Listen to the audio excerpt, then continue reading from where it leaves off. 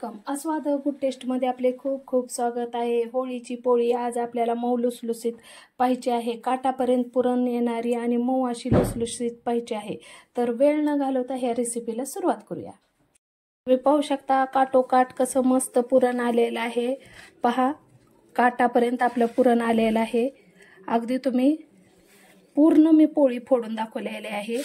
पाहू शकता काटापर्यंत आपलं पुरण आलेलं आहे। अशाच कंडिशनमध्ये आपल्याला पूर्ण पोळी लाटून घ्यायची आहे काटापर्यंत आणि किती पातळ झालेली आहे पाहू शकता।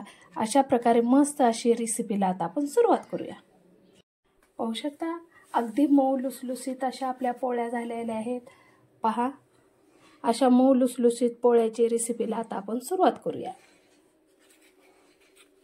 अगदी मऊ मी निवडून घेतलेली आहे, पाकडून घेतलेले आहे। 1 गिलास ॲक्युरेट मेजरमेंट आपल्याला घ्यायचं आहे। हे 1 गिलास मी हरभरा डाळ पाण्यात 2 तास भिजू घालणार आहे। डाळ ओतलेली आहे। अशा प्रकारे भरपूर अशा पाण्यात मी ही डाळ भिजू घालणार आहे 2 तास। पाहू शकता 2-2.5 तास झालेले आहेत। मस्त अशी आपली डाळ भिजली आहे। जेवढी डाळ भिजेल तेवढी लवकर शिजली जाते। मस्त अशी भिजलेली आहे। आता आपण शिजवून घेऊया। गॅस सुरू केलेला आहे, कुकर ठेवलेला आहे। ज्या गिलासानं डाळ टाकली आहे त्या गिलासानं 3 गिलास मी पाणी टाकणार आहे। 1 2 आणि 3। आणि जर तुम्हाला कटाची येळवणी जास्त काढायची असेल तर अर्धा गिलास टाकायचा आहे। अर्धा गिलास। 2 चमचे तेल, पाव चमचा हळद घालायची आहे। आणि आता आपल्याला ही डाळ ह्या पाण्यात घालायची आहे। आता मी डाळ ह्या पाण्यात घालून घेते आणि मस्त कुकरचं टोपण लावून घेतलेलं आहे। 4 शिट्ट्या आता आपल्याला करून घ्यायच्या आहेत। 4 ते 5 शिट्ट्या झाल्या आहेत। आता मी गॅस बंद करून घेते। पण मी टोपण लवकर उघडणार नाही, कुकर थंड झाल्याशिवाय। कुकर होईपर्यंत आता आपण पीठ मळून घेऊया। आज आपल्याला गव्हाच्या पिठाचेच पोळ्या करायच्या आहेत। अगदी चिमटभर मी मीठ घेतलेलं आहे। दक्षता घ्यायची आहे, पोळ्या करताना केव्हाही सुजीची चाळणी घ्यायची आहे आणि फक्त गव्हाच्या पिठाचीच पोळी लाटायची आहे। मस्त खमंग तोंड भरून लागते। तर अशा प्रकारे मी गव्हाचं पीठ फक्त घेणार आहे आणि सुजीच्या चाळणीनं चाळून घेणार आहे, जेणेकरून मस्त मऊ आपल्याला पीठ मिळेल। मी चाळून घेतलेलं आहे पीठ। थोडीशी हळद घालायची आहे आपल्याला, मस्त असा कलर येतो। थोडंसं तेल घालायचं आहे मळते वेळेस पण। आणि अगदी बेतानं थोडं थोडं पाणी घेऊन आपल्याला हे पीठ मळून घ्यायचं आहे।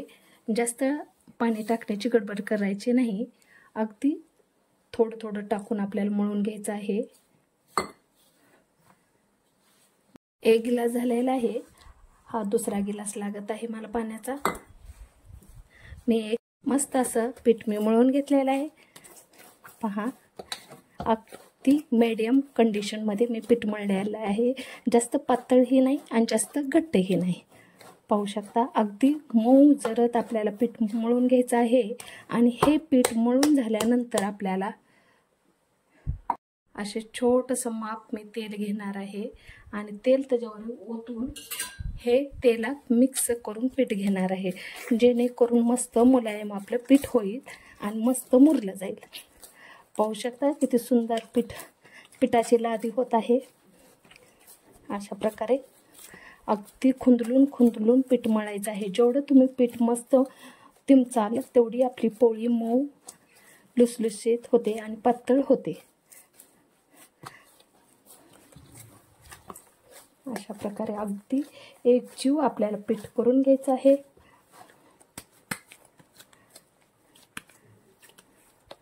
अगदी मऊ जरत पीठ करून आता आपल्याला अशा प्रकारे मस्त तिंबून झालेलं आहे पीठ। आणि अशा कंडिशनमध्ये आपल्याला 20 मिनिटं पीठ ठेवायचं आहे, जेणेकरून मस्त मुरलं जाईल। झाकून ठेवायचं आहे। थंड झालं आहे, पाहू शकता मस्त अशी आपली डाळ शिजलेली आहे। पहा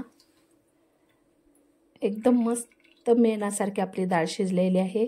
अशी डाळ शिजल्यानंतरच आपले मऊ लुसलुशीत आपल्या पोळ्या होतात. एक कढई घेतलेली आहे, चाळणी घेतलेली आहे. त्यात आपल्याला अशा कंडिशनमध्ये ही डाळ ओतून घ्यायची आहे आणि पूर्ण पाणी आपल्याला नितळून घ्यायचं आहे, जेणेकरून मस्त आपलं पुरण होईल. पाहू शकता किती सुंदर कलर आलेला आहे. आता अशा कंडिशनमध्ये मी 5 मिनिटं ठेवणार आहे.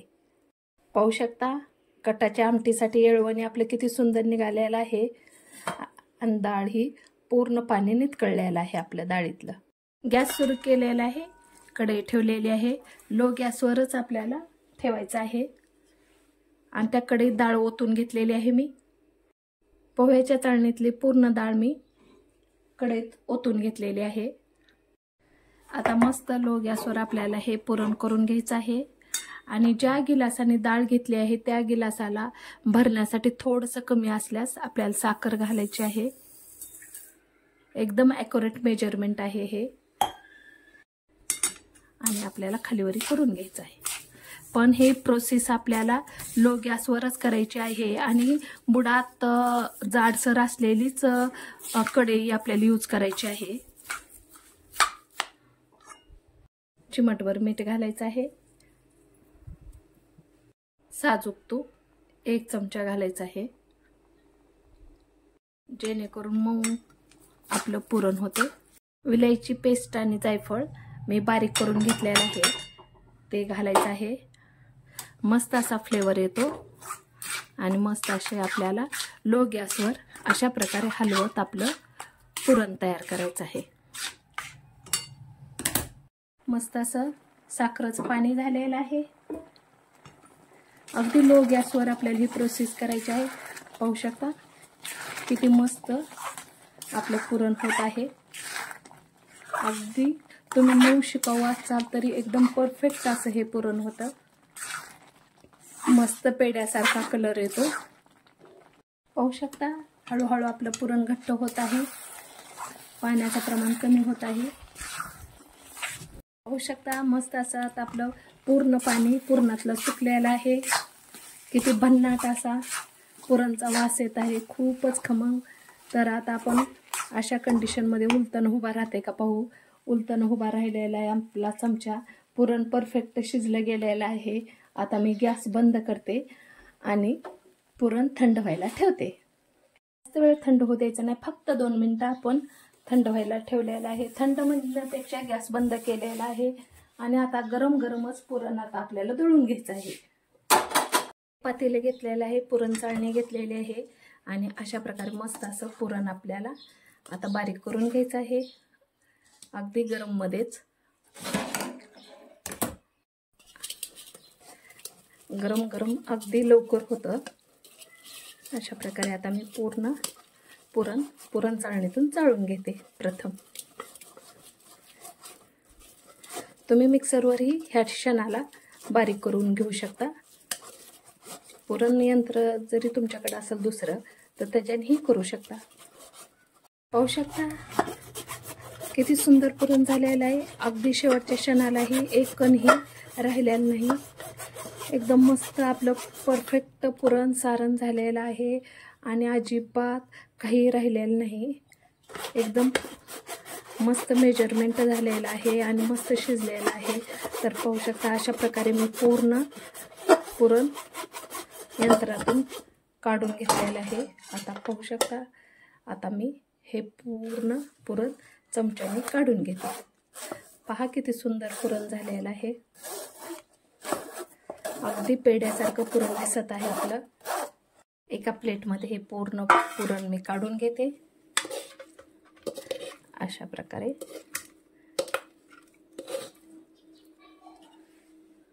मस्त आता आपण पुरणाचे प्रथम गोळे करूया. पाहू शकता किती सुंदर पुरणाचं गोळा झालेला आहे.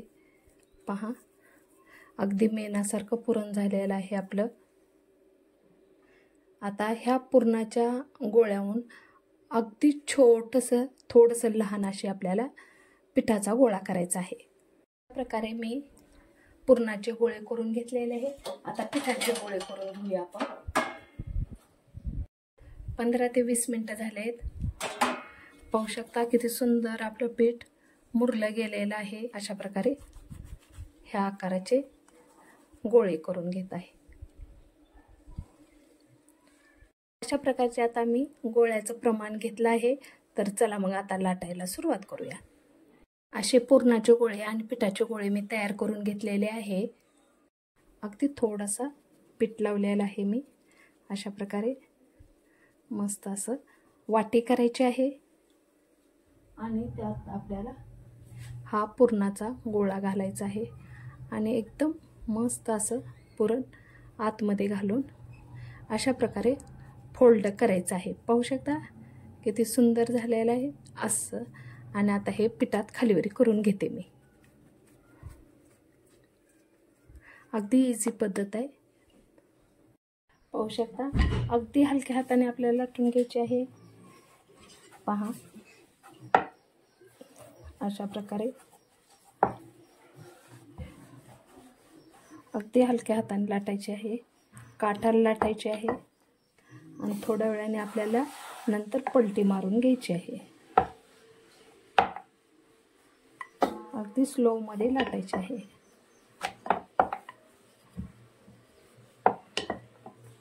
अगदी काट लाटून घ्यायचे आहे आपल्याला। अशा प्रकारे पीठ अगदी मऊ झालेलं आहे। पुरण हे मस्त झालेलं आहे।